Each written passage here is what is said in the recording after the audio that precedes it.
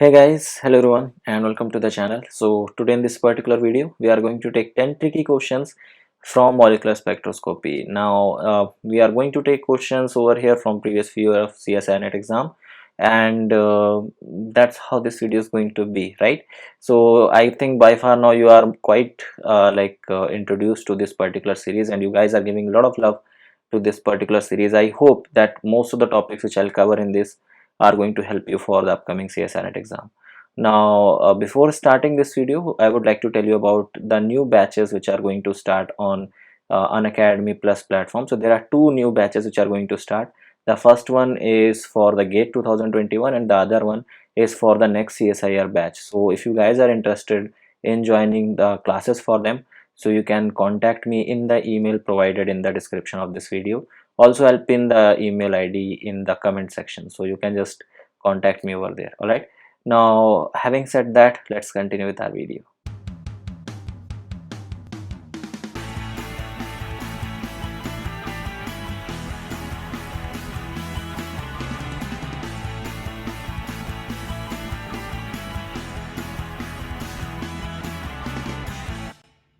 Alright, so we'll talk about the first question over here. It is pretty simple question which was asked for 2 marks in your CSIR December 2019. Okay, so the question says that the frequency of OH stretch occurs at 3600 centimeter inverse.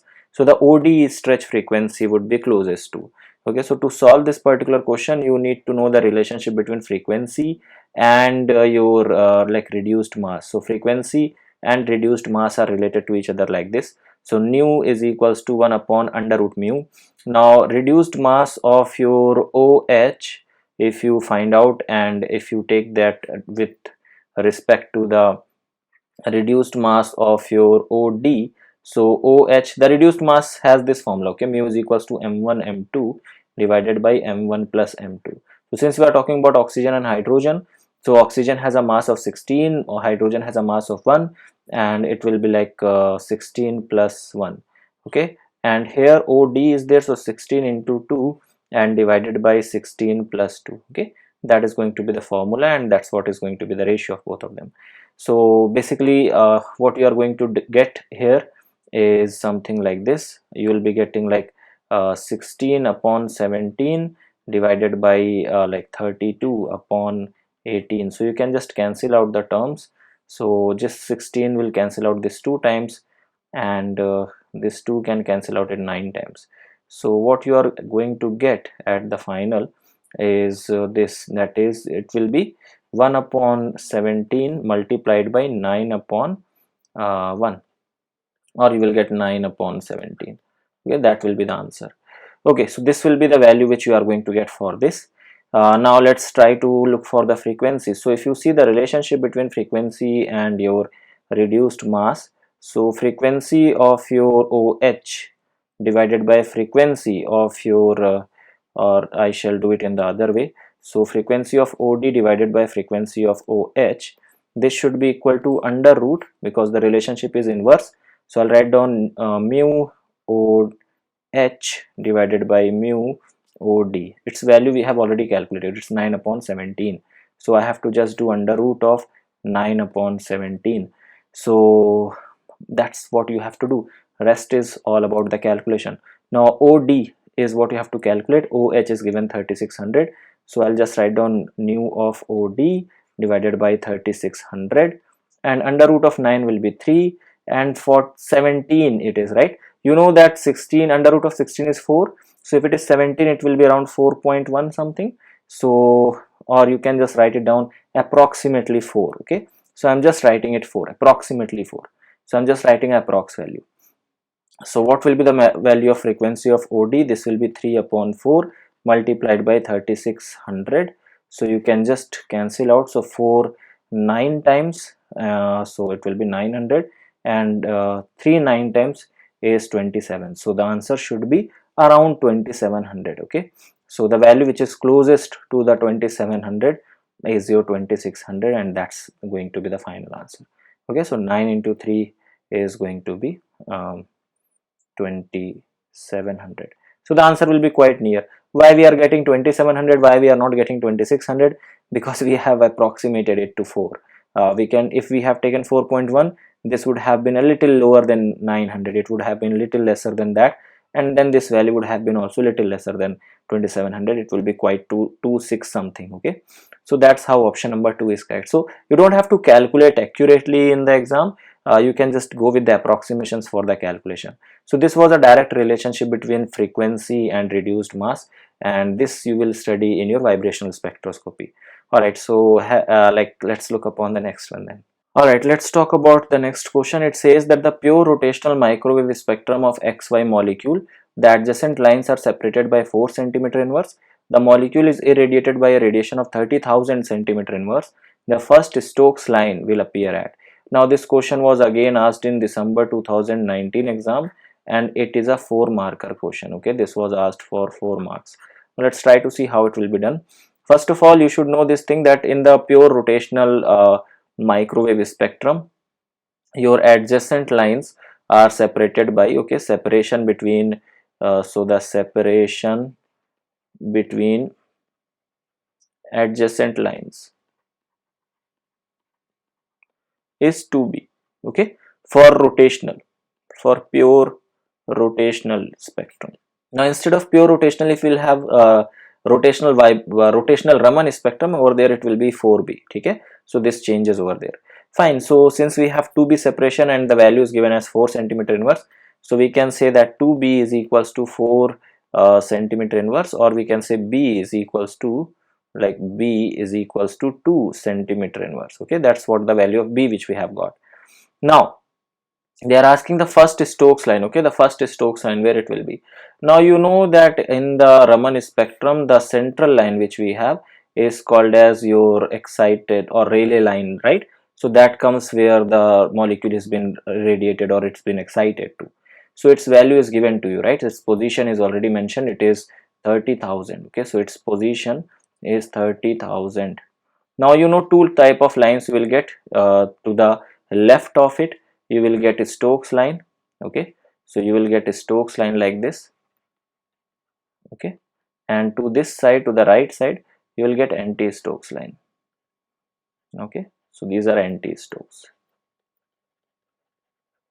So if you see, the anti-Stokes lines will have higher value than the mu excited, or the excited radiated value, or the irradiated wavelength. Okay, so it will be more than that, whereas Stokes will have lower value than that. Why? Because they are present in the left side of it. So for the Raman spectrum, this difference is basically equal to 6b. Okay, this difference is equals to 6b. So if this is at 30,000, so first Stokes line, okay, should be present at 30,000 minus 6b distance away. So this will be 30,000 minus b value is 2, so 12, you have to subtract 12 from here, so you'll get 29988 centimeter inverse. It's as simple as that. Okay, so just by this much you can easily say that your correct answer is your option number 1. All right, so this is how it will be done. Let's look for the next one then. Alright, so this question was again asked in December 2019, and it was asked for 4 marks. Okay, the question says that the correct statement about HCl and DCl among the following is: HCl, DCl has a smaller 0 point energy than HCl. Second says HCl has a smaller vibrational frequency than DCl.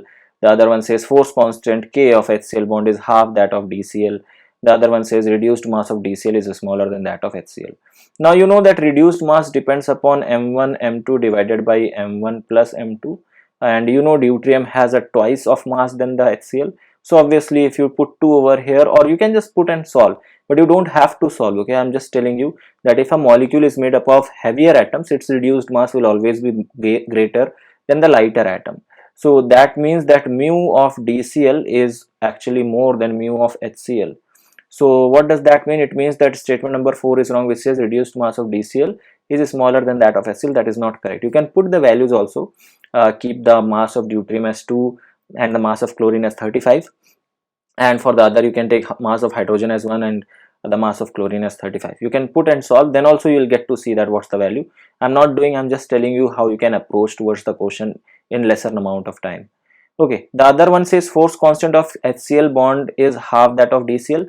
Now force constant depends upon the strength of the bond. Strength of the bond can be dependent upon whether it is a single bond, double bond, triple bond, or it has like what is the bond order of that bond. Okay, so DCl and HCl have quite comparable values. They both of them have single bond, and the bond order is also quite comparable. So force constant does not vary that much. Okay, it won't be half and other things. So statement number 3 also you can cancel out. The other one is about your vibrational frequency. Now you know that your frequency and your reduced mass are inversely related to each other, right? So if the DCl has a smaller reduced, sorry, if the DCl has greater reduced mass, so obviously if it is inversely related, so the frequency of DCl will be smaller than the frequency of HCl. Simple is it. Okay, so if two things are inversely related, so if you know relation of one of the thing, if you want to find out the relation of other, the inequality changes its sign. So that means that DCl has a smaller vibrational frequency than HCl, but the statement says that HCl has a smaller vibrational frequency than DCl, so you can just cancel out this as well. First one is correct because it says DCl has a smaller 0 point energy. Now you know that 0 point energy is calculated by this half h cross nu. Okay, half h nu. So it depends upon frequency. Okay, it depends upon your fundamental frequency. Now since you have a smaller frequency in DCl, okay, so 0 point energy is proportional to your frequency. Now since DCl has a smaller frequency, so obviously 0 point energy of your DCl will be smaller than 0 point energy of your HCl. It's as simple as that. So simply by that you can say option number 1 is the correct one. Alright, let's go for the next one then. Alright, so let's talk about this particular question. It says that the rotational partition function is expected to be smallest for the molecule among the following. You are given with the 4 molecules. Now although the question is from rotational partition function, which comes under your statistical thermodynamics, but since the terms are used from the molecular spectroscopy, that's why I have taken this question. Okay, so your rotational partition function Q rotational is given by this. It's equal to kBt, okay, upon sigma bhc. Okay, that's the relationship between them. Everything is constant here. Kb is your Boltzmann constant, is the temperature, h is your Planck's constant, c is the velocity of light, sigma is your symmetry number. So the only thing which it depends upon is b is your rotational quantum number, right? So Q rotational is inversely proportional to b basically. Okay, so b is your rotational constant, sorry, yeah. The relationship between b and I, if you know, I is your moment of inertia, so rotational constant is inversely proportional to your moment of inertia. And if like Q rotational is inversely proportional to rotational constant is inversely proportional to your moment of inertia, so you can say your Q rotational and moment of inertia are directly related to each other, right? If this is inversely and this again is inversely, so these two will be directly related. So you can say that Q rotational is directly proportional to your moment of inertia. Now moment of inertia depends upon two things. You know that I is equals to mu r square, where mu is the reduced mass, r is your radius or the distance between the two atoms. Now all of them are diatomic molecules, so r is not going to vary much. The thing which will vary is your mu. Okay, now if you look upon them, so basically your mu value is smallest. Okay, this is going to be smallest for H2. So if mu is the smallest for H2, obviously I will be smallest for H2, and if I is smallest for H2, so rotational partition function will be smallest for H2. So in that case, your correct option becomes your option number 1. So it is as simple as that. Just by relating each and every terms, you can come to the correct answer. Alright, let's take the next one then. Alright, let's talk about this particular question. This was asked in CSIR June 2019 exam, and it was a 4-marker question. Okay, the question is from your Burge-Spooner plot. Burge-Spooner plot is basically a plot which is like when you plot it like delta G versus your V plus 1, okay, where delta G is basically your V plus half, okay. So that's what it is, and the value of delta G is already given to you in the question, that delta G is equals to actually epsilon V plus 1 minus epsilon V, where epsilon is basically the energy level, it's denoting the energy level V plus 1, and EV is denoting, or epsilon V is denoting the energy level V. The formula for EV is also given to you. It says that for the carbon monoxide, this particular curve has a straight line with the slope of this much and intercept of this much. So approximate value of the dissociation energy has been asked. Okay, how to calculate dissociation energy, that is also given to you. Dissociation energy is equals to omega upon 4xe. So the basic thing to do this question was not at all related to your molecular spectroscopy. You don't have to do much of molecular spectroscopy, just the basics you need to know.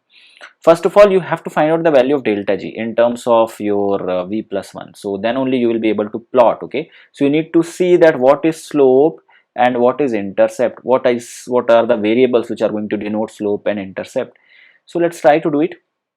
Now delta G will be basically epsilon V plus 1 minus epsilon V. So I'm just going to put V plus 1 here in the formula, because epsilon V formula is already given to me.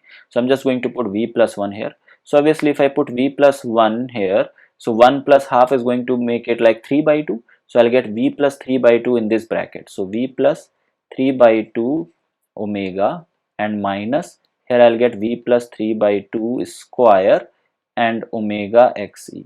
Okay, omega xe, minus, I'll do the other part. This is like V plus half omega and minus V plus half square omega xe. Okay, that's what we have. Okay, now just calculate it. So basically if you open the bracket and solve, so you will have one of the part like this.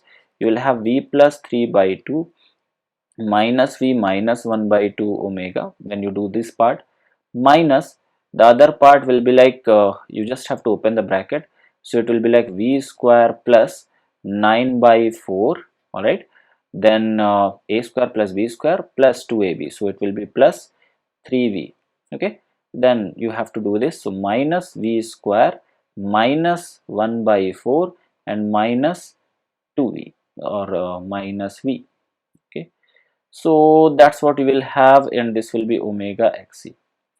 Okay, so I have just written this and this in a single bracket, and I have written this part and this part, opening this as a plus b whole square in a separate bracket.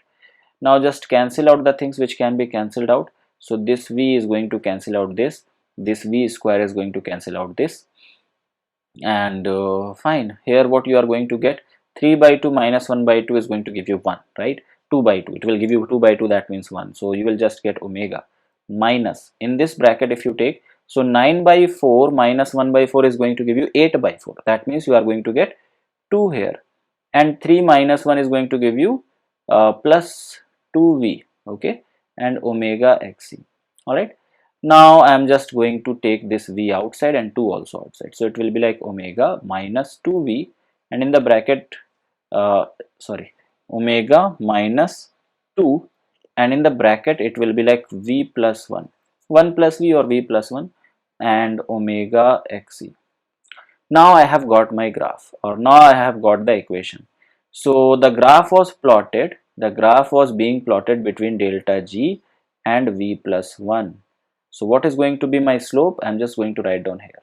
So my slope is going to be 2 omega xe, the variable which is just adjacent to V plus 1, and basically it should be with the negative sign, and your like your intercept. Okay, so your intercept will be omega.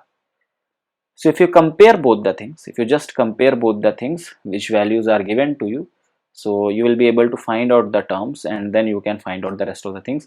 Since I don't have much space on the slide, so I'll use a fresh page to do it. Alright, so according to the equation which we have derived, we got slope as minus 2 omega xe, and we got intercept as omega. The values which are given to us in the question are minus 14 and this. So with that, you can find out the value of xe now, right? So you can see that 2 omega xe is equals to 14. I have just removed the negative signs. So xe will be 14 upon 2 into omega. Now I'm just going to put the value of omega, that is 2170. So this will cancel out 7 times and this will cancel out 310 times. So you will have xc is equals to 1 upon 310. Okay, that's what you got, the value of xc. So you have got value of xc also, you have got value of omega also. Now you have to find out dissociation energy. The formula was given to you in the question. Dissociation energy is equals to omega upon 4xe. So just put that value and you will get the answer. So dissociation energy is equals to omega upon 4xe. Put the values. Omega is how much? That is equals to 2170 divided by 4, and xc was equals to 1 upon 310. So you can just like write down in the place of xc 1 upon 310. Okay, that's what you can do. So just after solving it further, you will have 2170 divided by 4 multiplied by 310. On calculating this, now the rest part is based upon your calculation that you have to do, and just multiply and you will get your answer, that is 168175 centimeter inverse. So this was as simple as that. You just have to like put the values, find the equation, and then find out the value of slope and intercept, and then with the help of that you can find out omega and xc. Then just put it in the formula of dissociation energy, and that's how you will get the answer. All right, so let's go for the next one then. All right, let's talk about this particular question. It says that the third and the fourth line of the rotational Raman spectrum of carbon monoxide are separated by 8 centimeters. The carbon monoxide bond length is, CO bond length is. Now, as I have already discussed before in a particular question with you, that the distance between adjacent lines for pure rotational spectrum is 2b, whereas for rotational Raman, okay, the separation between two adjacent lines is equals to 4b. Okay, so 4b is given to you as 8 centimeter inverse, so you can say that b is equals to 2 centimeter inverse. So you have got your value of b now. Now the formula which relates the value of b is equals to, like, it is given by h upon 8 pi square ic. So your rotational constant and your moment of inertia are related to each other like that. Now you can just put the value of, because you have to find out the bond length. So since we know that I is equals to mu r square, so I'm just going to substitute its value over here. So it is going to become b is equals to h upon 8 pi square mu r square c. So if I put the value of b over here, the value of b is 2 and is equals to h square upon 8 pi square mu r square c. So basically I'm going to take r square this side and bring 2 this side. So it will become r square is equals to h, it's not h square, sorry about that. Yeah, so it should be h upon 8 pi square, and then you have like 2 comes over here. So 2 into 8 and then c. So basically you have got r is equals to under root of h upon 8, 2 times is 16, so 16 pi square mu c. Okay, so I missed mu here. So that is how it will be done. Okay, so it's as simple as that. You just have to find out value of b, find the relation of b and I, then put the value of I, and then just put the value of b again, and just calculate, or just like try to find out the value of r in terms of the other constants. Okay, so the correct answer is your option number 1. This is how it has to be done. All right, let's go for the next one then. The question is pretty simple here. It says arrange the following molecules in the order of increasing fundamental vibrational frequencies. Now this question surprisingly was asked for 4 marks, although it is very simple. Okay, so vibrational frequencies, you know, it is proportional to two things. It is proportional to your like force constant, and it is inversely proportional to your reduced mass. Now in all the options you have oxygen or diatomic molecule of oxygen atom, so therefore your reduced mass is going to remain same. The thing which will vary is your force constant. Okay, so this is going to, like, this is inversely proportional to your force constant. Now K is called as your force constant, and basically this tells you about your bond strength. Okay, it tells you about your bond strength, how strong a particular bond is. Now a particular bond is strong or weak based upon its bond order. So let's try to find out the bond order. So we have done this before also in some question, in some different video, where I have discussed with you the trick to find out bond order. You know, if you have 14 electrons, so you have 3 as the bond order. Now if you have 13, 12, 11 or 10 electrons, then you have 15, 16, 17 electrons. So you can find out bond order. You just have to reduce 0.5 there. So it will become 2.5, 2.0, 1.5 and 1.0. Here it will be like 2.5, 2.0, 1.5 and so on it goes. So you just have to count the number of electrons. Okay, so O2 2 minus. So O2 2 minus means you are going to have, oxygen is going to have 8 electrons, single atom. O2 will have like 16 electrons, and O2 2 minus means you have 18 electrons, that means 1.0 basically. So if I talk about O2 2 minus, so the bond order is 1.0. If I talk about O2 minus, this is going to have 17 electrons, so the bond order is 1.5. If I talk about O2, so 16 electrons, the bond order is going to be 2.0. And if I talk about O2 plus, so it's going to have 15 electrons, the bond order is going to be 2.5. So no, you see the bond order is increasing in this way. So if the bond order increases, your force constant increases, and the force constant increases, your fundamental frequency also increases. So the order of fundamental frequency will be highest for O2 plus, then your O2, then O2 minus, and the least one will be O2 2 minus, and that's how your option number 1 is correct. So simply you have to find out bond order, arrange it according to that, and if the reduced mass is same, then you have to do like that. Fine, so just relate the bond order, then find out the force constant like order that will be same as the bond order is, and then just find out the fundamental frequency order that will be same to that also as well. So option number 1 is correct. All right, so see how simple questions can also, like this much simple questions can also be asked in CSIR exam. This was asked in December 18. Okay, so this was asked in December 2018 exam. Okay, let's go for the next one then. Alright guys, this was a very good question and it was asked in CSIR June 2018 exam. Although this was a 2-marker question, but the question was very nice. Okay, and there is a very in-depth information or in-depth concept behind this question. It says that in the pure Raman rotational spectrum of 16O2, whose electronic ground state is given to you as the electronic ground state is given to you as 3 sigma G minus. Okay, the transitions between and from what will happen, okay, which are going to be missing and which are going to be present, that is the question. So there are 3 concepts for diatomic molecules when you study Raman rotational spectrum.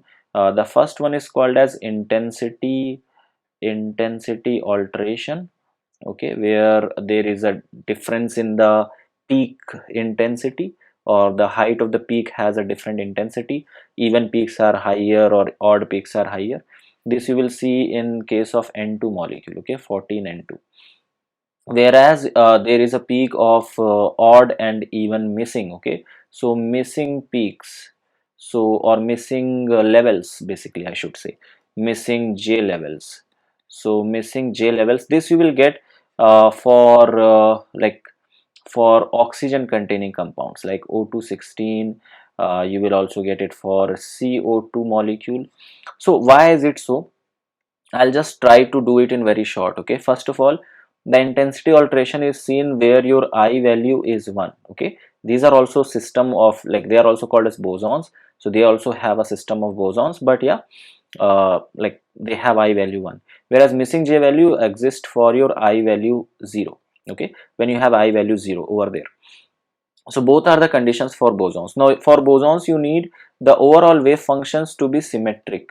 So if you remember the concept which you have studied in Slater's determinant, where we have seen that the overall wave function has to be asymmetric, right?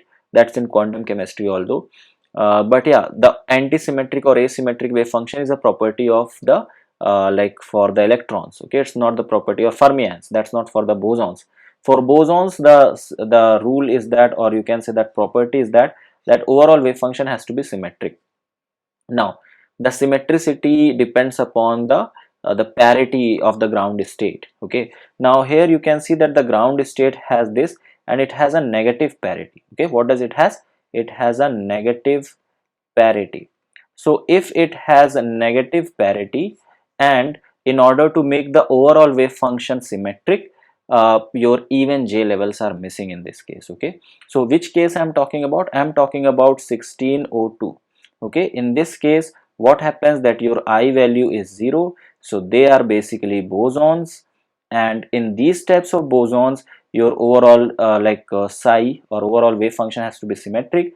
In order to make that symmetric, and since your ground state has a negative parity, okay, so that negative parity is present over there. So in order to make this wave function symmetric, the J levels, the even J levels are missing. So what will happen, that even J levels are missing.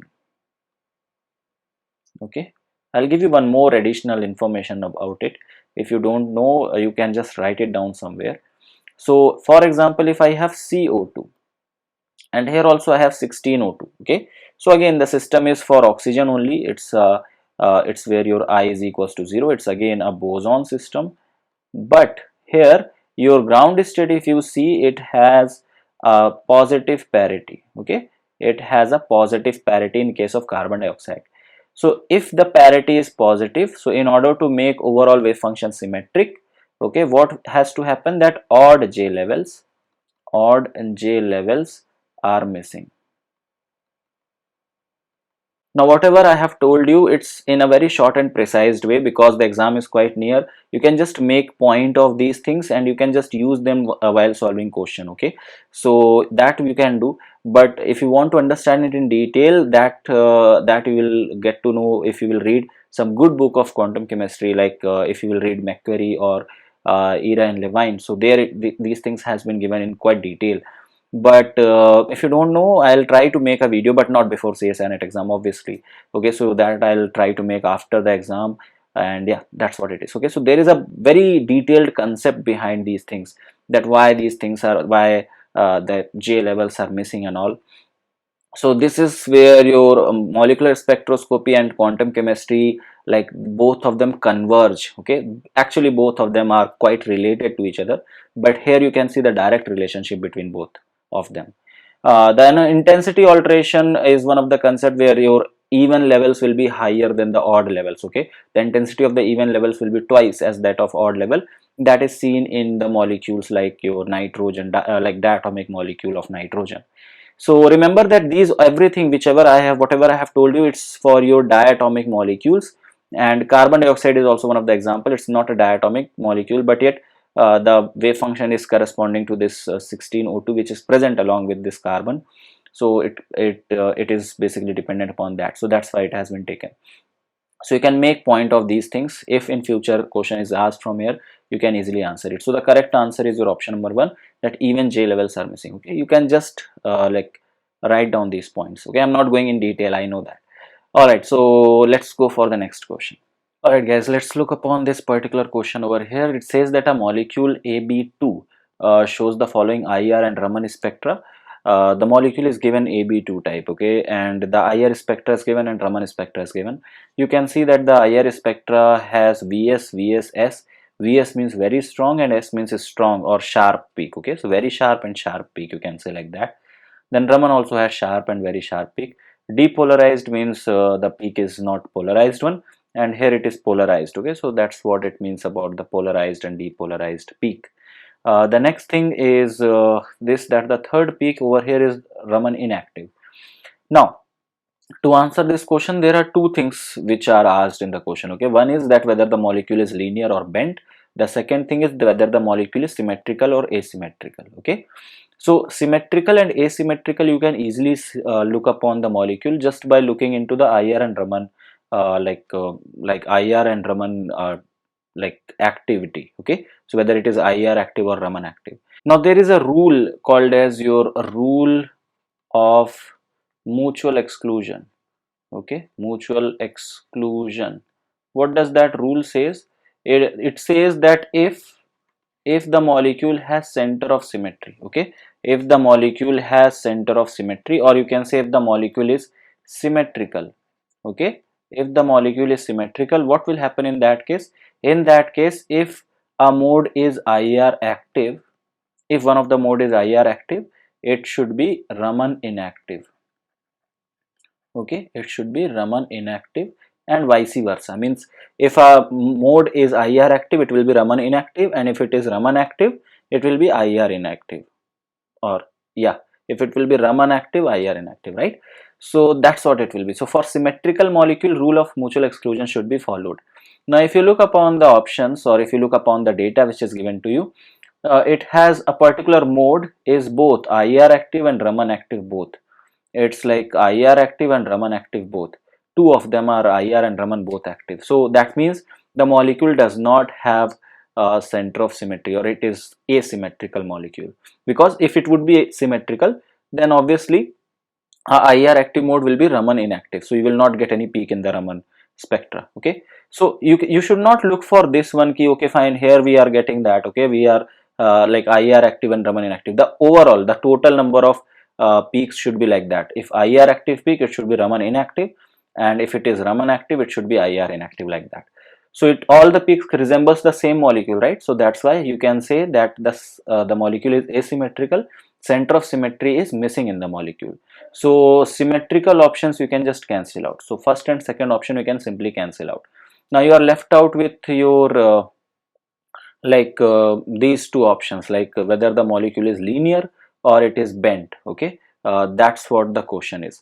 So whether the molecule is linear or bent. Okay, so let's now try to understand that. So in a particular peak, okay, or in the particular given data, the lowest value, the smallest value of frequency which you have for the IR, or the lowest frequency which you have, that correspond to the bending. Okay, that is for the bending mode.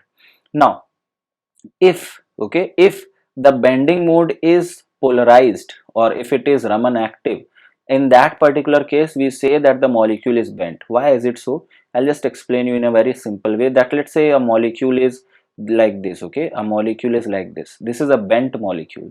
All right, it is a bent molecule. So what will happen in it, that since being a bent molecule, what will happen? So in the presence of the field, it is going to get polarized. Okay, it is going to polarize itself, because you know there will be dipole moment in the bent molecule, right? So the molecule is going to get polarized. So the bending mode remains polarized. That means it will remain Raman active if the molecule is bent. Okay, so if you are getting, so that's what is like most of the people will tell you like this, that if you have PR bands and if you have PQR band, if you get both these bands, then in that case we say that the molecule is linear. Okay, that's what is the basic rule, or that's what how people memorize it. Because for PR your delta J is plus minus 1, and for PQR your delta J is 0 and plus minus 1. So we say that if we get both the peaks, then the molecule is linear. But the exact explanation of why the molecule is not going to be bent is based upon the Raman inactivity for this peak, for the bending mode. Now why or how it is going to justify it? Let's say I have a linear molecule. Okay, let's say I have a linear molecule.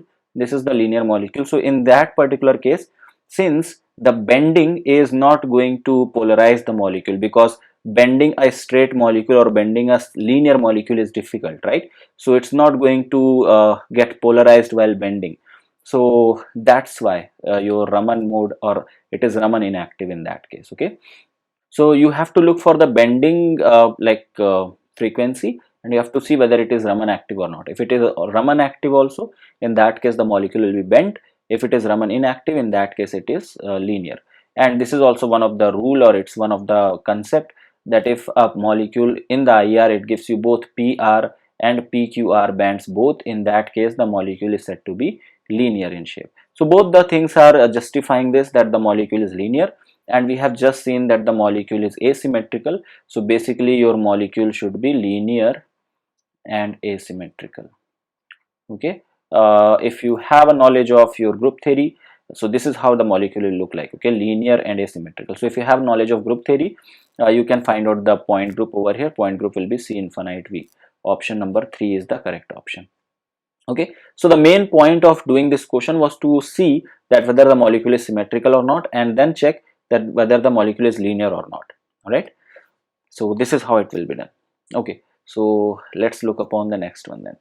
Okay, the next question says, assuming harmonic approximations, the energy change for the reaction is given to you that HCl reacts with your D2, gives you DCl and plus HD in centimeter inverse. So the vibrational frequency data is given to you in terms of centimeter inverse. Okay, it should be centimeter inverse and it's given in the table. So let's write down the reaction first of all. So the reaction goes like, you have HCl and plus D2, and this is giving you DCl and plus HD. So in order to find out the energy change which is asked in the question, you just have to take average energy of product. Okay, product minus average energy of reactant. So you have product DCl and HD both. So the energies of DCl plus HD divided by 2 minus the energies of HCl and D2. So HCl plus D2 divided by 2. Just put the values here. So DCl has 1990 plus 3627 divided by 2 and minus you have 2885 plus 2990 divided by 2. Okay, so just by calculating it, by solving it, you will get your answer. So when you solve this up, when you calculate this completely, you will see that your correct answer comes out your option number 3. So third is your correct option. Alright guys, so that's all for this particular video. Thank you so much for watching, and do subscribe to the channel if you not if you have not subscribed it yet. Okay, like this video if you like it, share it with your friends, and thank you so much for watching. And I have a page on Facebook as well as on Instagram. The page name is same as of the channel, all about chemistry. The Instagram and Facebook handles are @chemaholic. So you can search for these channels over there, and you can follow us on Facebook and on Instagram both.